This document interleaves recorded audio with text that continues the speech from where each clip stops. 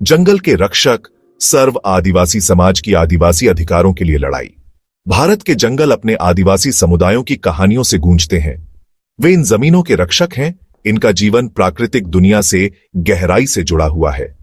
पीढ़ियों से उन्होंने जंगलों की रक्षा की है और उनका पोषण किया है, लेकिन उनके अधिकार, उनका अस्तित्व ही खतरे में है। सर्व आदिवासी समाज आशा की किरण के रूप में खड़ा है। आदिवासी लोगों की सामूहिक शक्ति से जन्मा यह संगठन उनके अधिकारों के लिए अथक संघर्ष करता है। वे ऐसे भविष्य के लिए प्रयास करते हैं जहां आदिवासी सम्मान के साथ रह सकें, एक ऐसा भविष्य जहां उनकी आवाज सुनी जाए और उनके अधिकारों का सम्मान किया जाए।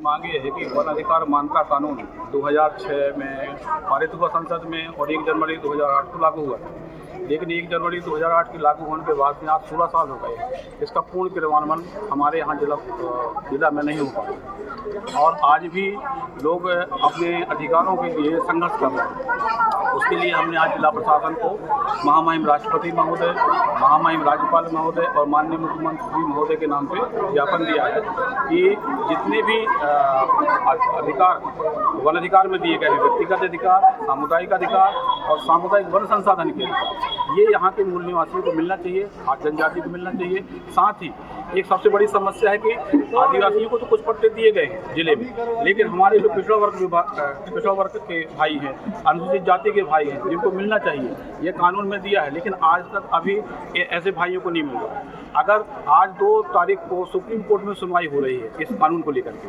अगर ये कानून में जिनके दावा प्रपत्र निरस्त हो गए थे, अगर सुप्रीम कोर्ट उनको बेदखल का आदेश दे देता है तो देश से 17 लाख आदिवासी बेदखल होंगे और जिसमें सबसे बड़ी संख्या हमारे डिंडोरी जिले की होगी। और इस समस्याओं को लेकर के हमने 8 बिंदुओं पे हमने दिया है। साथ ही हमारी जो बेगा जनजाति जो हमारा समुदाय है, जो माताएं बहनें आई हैं, इनको विशेष हैबिटेट राइट्स का पट्टा दिया जाना है। कानून कहता है कि इनके 10-10, 5-5 गाँवों को एक पट्टा देना था, ताकि ये एक, और इनको वन प्रबंधन का अधिकार देना था। लेकिन जिला प्रशासन में क्या हो रहा है, वन विभाग वन प्रबंधन कर रहा है और जिनको अधिकार मिला है वो उनके ऊपर प्रकरण कायम हो जाते हैं।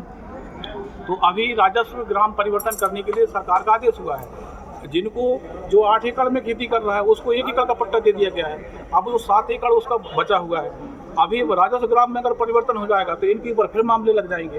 तो हम प्रशासन से ये चाहते हैं कि जितना वो खेती कर रहे हैं, जो कानून में है 10 एकड़ तक दिया जाना चाहिए, तो 10 एकड़ इनको मिलना चाहिए, या 8 एकड़ में कर रहे हैं तो 8 एकड़ मिलना चाहिए। लेकिन इनको 1 एकड़, आधा एकड़ के इनकी क्योंकि साक्षर नहीं है, शिक्षा नहीं है, इनकी कमी को देखते हुए और कुछ भी लिख दिया है। किसी को आधा एकड़ दे दिए, किसी को 10 डिसमिल दे दिए, किसी को 1 एकड़ दे दिए हैं। बहुत ही कम ऐसे लोग हैं जिनको पूरे भूमि का पट्टा मिला है। तो अगर ये कानून खत्म हो जाता है कल को, तो ये सब वंचित हो जाएंगे।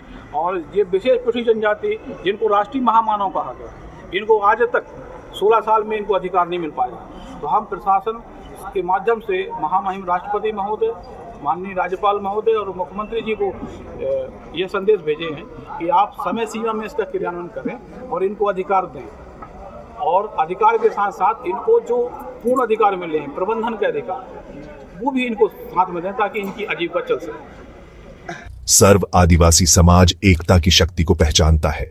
वे विभिन्न आदिवासी समूहों को एक साझा बैनर तले लाते हैं।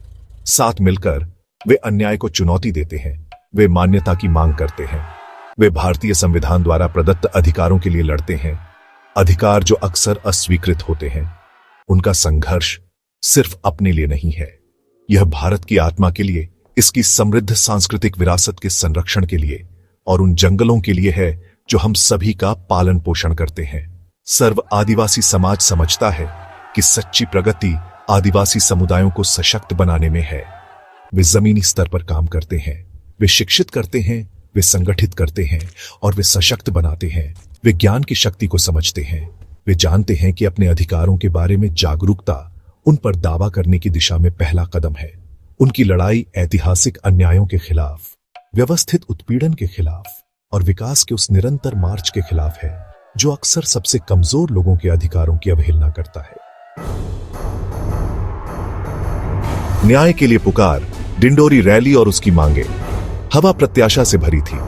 डिंडोरी जिले में जमा हजारों लोगों के चेहरों पर सूरज की तपिश थी।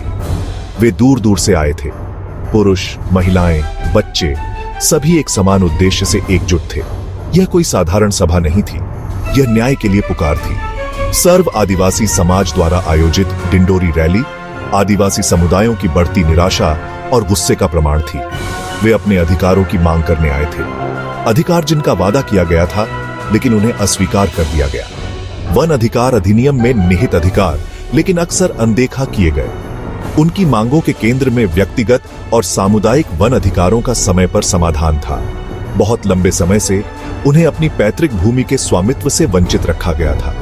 वे जमीनें जिनका उन्होंने पीढ़ियों से पालन पोषण किया था, वे जमीनें जो उनकी जीवन रेखा थीं, उनका मानना था कि वन अधिकार अधिनियम उनकी मुक्ति की कुंजी है। इसने उनके ऐतिहासिक अधिकारों को मान्यता दी। इसने उन्हें जो उनका हक था उस पर दावा करने के लिए एक कानूनी ढांचा प्रदान किया।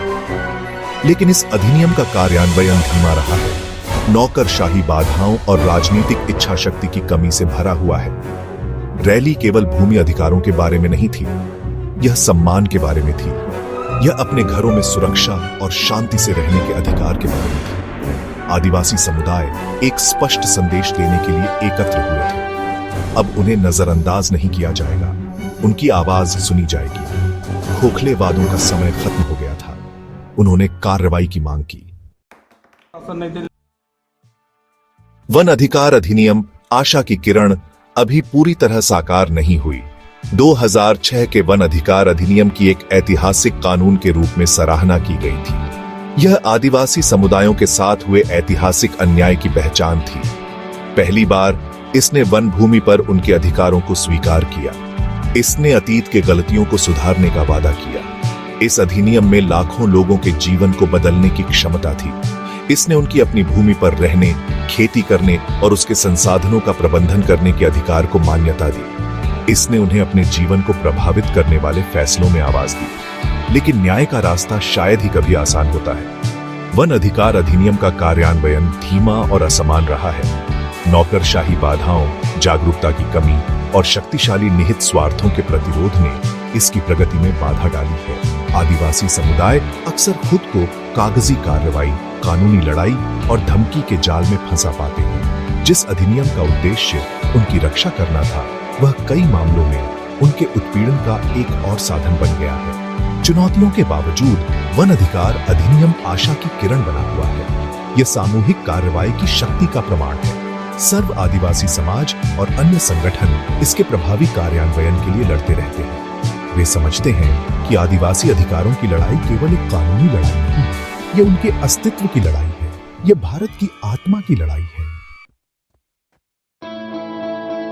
आदिवासियों की दुर्दशा, जबरन प्रवास और धार्मिक रूपांतरण पर एक गहरी नजर। आदिवासी समुदायों के सामने आने वाली चुनौतियां भूमि अधिकारों से कहीं आगे तक फैली हुई हैं। वे सामाजिक, आर्थिक और राजनीतिक हाशिए पर जाने के एक जटिल जाल में फंसे हुए हैं। अवसरों की कमी और विकास प्रेरित विस्थापन से प्रेरित जबरन प्रवास ने पूरे समुदायों को उखाड़ फेंका है।